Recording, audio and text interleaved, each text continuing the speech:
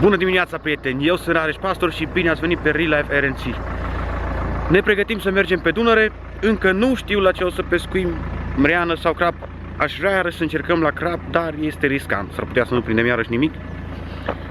Și încă ne mai gândim. Acum așteptăm un pic să-și facă Rocky treburile, după care mergem să-l luăm pe Tâncuțu de la părinți și pe Dunăre.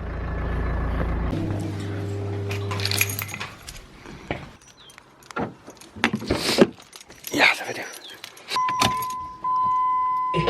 Aici, da.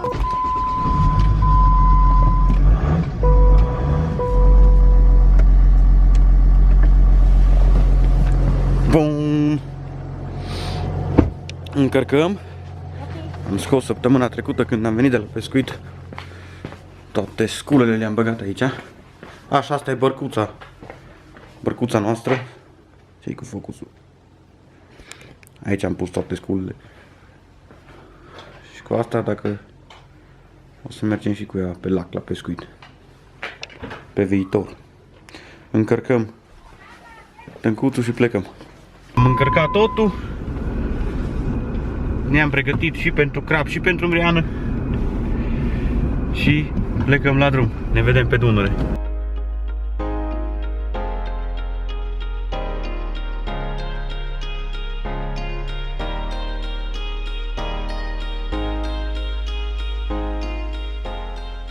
În sfârșit am ajuns pe Dunăre. Ne-am și rătăcit pe drum și am luat și o amendă din cauza lui Claudia. Mergeam prea tare în localitate. Da. Da, în sfârșit am ajuns. Povesteam și undeva n-am făcut dreapta și am greșit drumul și am ajuns pe dealuri. Pe la mama lor. În fine, am ajuns. Scoatem sculele de mașină, ne pregătim și astăzi căutăm crapul. Ernsti, pe care vi l-am arătat în videoclipul de data trecută, pescuiește undeva mai sus, unde pescuim noi la mreană, în locul de mreană. Și dacă nu prind nimic, o să-l sun, să-l întreb dacă are activitate și ne mutăm. Mergem dincolo. Mi-a rămas de săptămâna trecută niște nadă. Nu s-a stricat, clar că nu s-a stricat, chiar și viermii trăiesc încă, numai bine. Încercăm, cine știe. Poate merge și cu asta. Îmi dăm cu asta și dacă nu, amestec un mix nou. Tot așa, numai pentru crab. Să vedem. Nada asta e pentru mreană, dar poate avem noroc. Și dacă nu trage, fac un alt mix și încercăm altceva. Și să vă arăt montura cu care să pescuim astăzi la crab. Un momitor cu arc, plumb de 80 de grame, pentru că nu vom pescui în curenți. Ăsta e momitorul pe care eu îl folosesc în pescuitul la crab și care mie îmi place cel mai tare. În pescuitul la mreană, când pescuiesc în curenți, coșulețul este mult mai eficient. Dar la crab astea le folosesc. O agrafă cu agățare rapidă, un stopper, un forfach de aproximativ 30 de cm, montură tip fir de păr. Asta e montura. Cu asta o să pescuim. Să vedem ce prindem. Montura de la mreană, dacă o să pescuim la mreană, va fi aceeași ca de obicei, pe care o cunoașteți din celelalte videoclipuri. Și să-i dăm bătaie. Okay.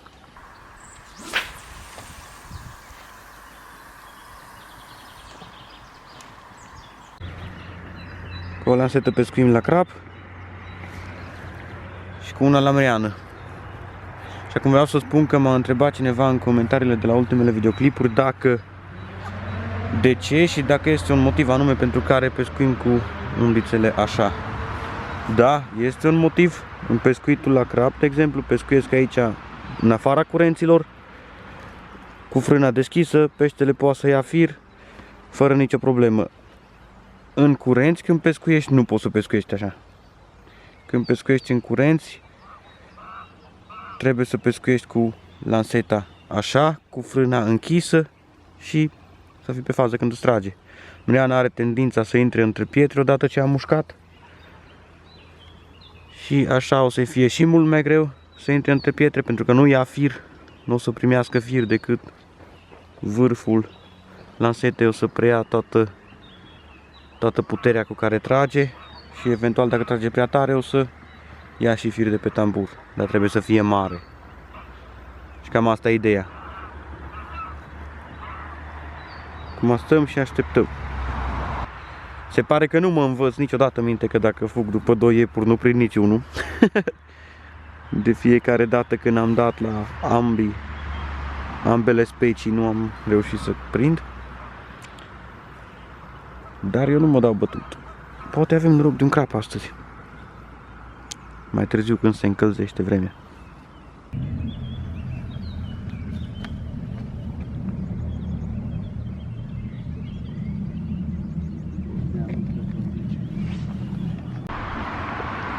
Da, am scos și a doua lansetă, vom pescui acum cu ambele la crap. La a doua o să folosesc acum același tip de montură, tip fir de păr, cu 2 ceva nuci alune cu gust de miere. Simplu, fără nimic pe lângă înac. Și la a doua vom încerca să schimbăm, să mai băgăm vermișori, râme și vedem la ce va intra. Săptămâna asta mâncăm sandvișuri. După experiența noastră fericită cu aragazul de săptămâna trecută, săptămâna asta încă facem sandvișuri să scăpăm de treabă. Așa, avem aici lanseta asta la alune cu gust de miere. Alune, nuci, ceva de genul. Am vrut să le încerc ce-or fi. Și aici avem viermișori. Acolo să schimbăm mai târziu dacă nu avem activitate cu porumb. Aici mai punem râmă. Și cam asta este. Aici am avut ceva. S-a jucat ceva la lunițe. Dar e aproape amiază. Ne mâncăm sandwich-ul, stăm la soare și așteptăm să tragă. Ar trebui să avem activitate. S-ar putea să avem ceva activitate cu vremea asta faină. Vedem. Rocky stă la bronzat. Peștii dorm sau stau la plajă. Asta că e amiază, pot după amiază începe să tragă. Ai 2 pești. 2 pești, de cum s-au așezat lângă ea. Bă, măgarule! S-au pus la somn.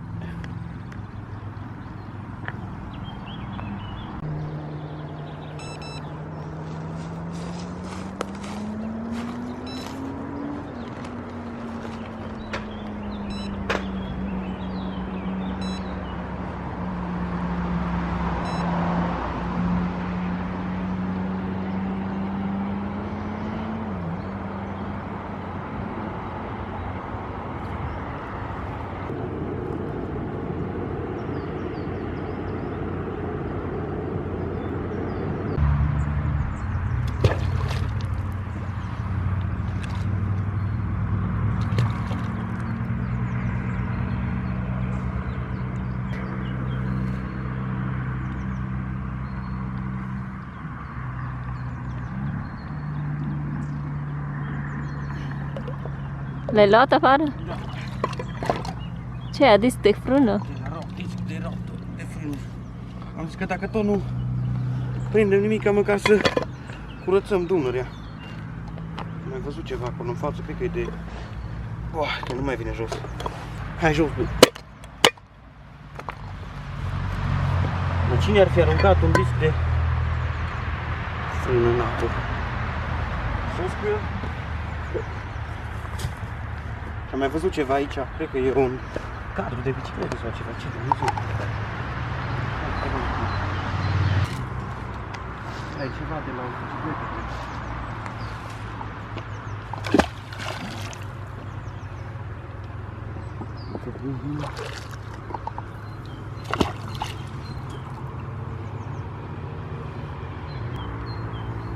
Nu-și găsește magnetul priză bună pe el.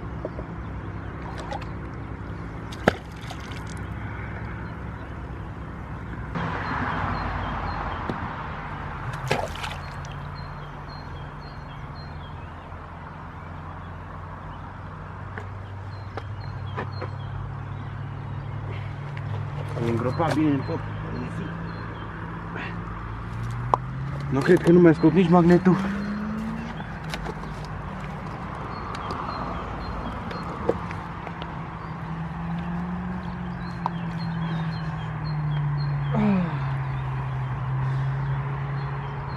dat de dracu.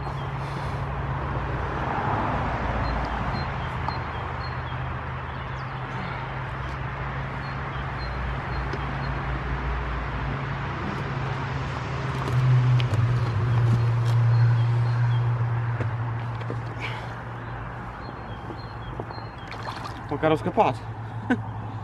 Nu putem să scoatem. Când se limpezește iar apa fără ce e acolo. Cred că e un cadru de scooter, de îngropată în nisip.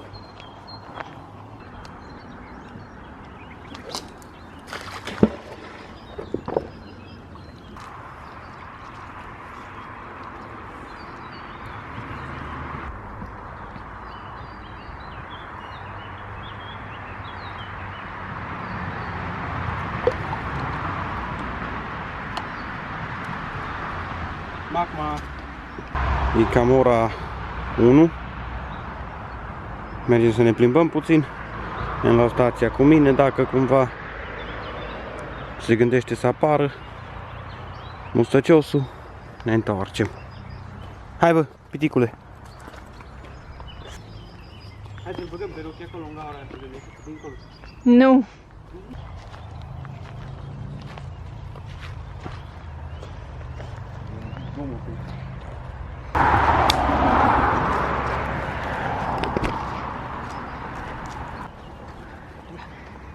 El așa se joacă, el îl ia și tu trebuie să fugi după el să iei bățul și apoi el fuge cu bățul.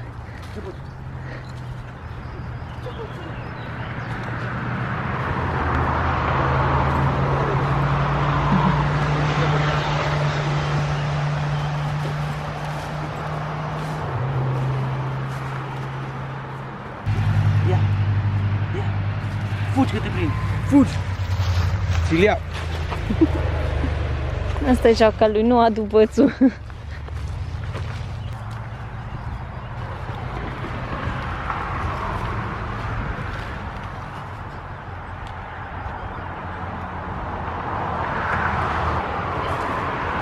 Prea bătrân pentru asta.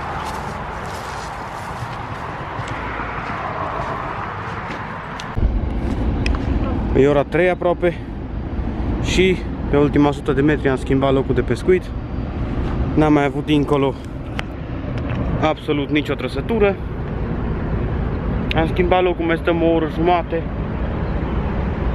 poate două, după care plecăm. Asta este ciudat, având în vedere cât de faină e vremea. Păcat. Trebuia direct să mergem la locul de Mreană. Am vorbit cu Ersti, cu prietenul nostru de familie. El pescuiește acum la locul de Mreană, unde pescuim noi de obicei. Dar eu încăpățânat și vrând iarăși crap, am venit aici. El a prins mai înainte o mreană de 70 de centimetri. Asta este data viitoare. Încă mai e timp. Pești nu am prins, dar avem musafiri, niște rățuște, 2 rățoi și o rață. Dar ce fain e asta, vezi ce alb are la gât. E albă în gât. Dar noi n-am prins nimic. Se stinge camera. Se stinge camera. Nu. Cel mai probabil imediat împachetăm. Mai stăm vreo jumătate de oră. Da, măcar am ieșit la aer curat. Asta a fost prima ieșire de anul ăsta în care am putut să stăm la soare, să dormim, să facem plajă, să... Da, fără pești, din păcate. Rocky, te-ai prins ceva? Eu vreau să prindă rața. Rocky vrea rața. Am plecat de la Dunăre, ne-am oprit la Peco să ne întâlnim cu Ersti, Bogdan și Rareș. Ei au pescuit la locul de Mreană unde am pescuit noi data trecută și au prins o mreană faină de 70 de centimetri. Mâncăm înghețata, mergem spre casă și revenim de acolo. Am ajuns acasă și cam aici o să încheiem și vlogul de astăzi. Din păcate n-am prins nimica, dar măcar am făcut o ieșire super tare în natură, vreme perfectă, ne-am relaxat, dar așa e Dunărea. Odată ne dă, odată nu ne dă, trebuie să și nu prindem. Turele trecute în toate am prins cel puțin câte un pește, Asta a fost tura în care a fost vremea cea mai faină și n-am prins niciunul. Asta este.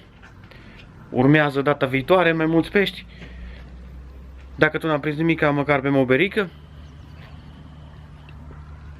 Eu am fost Rareș Pastor și voi ați urmărit vlogul de camping, pescuit și călătorii Real Life NC.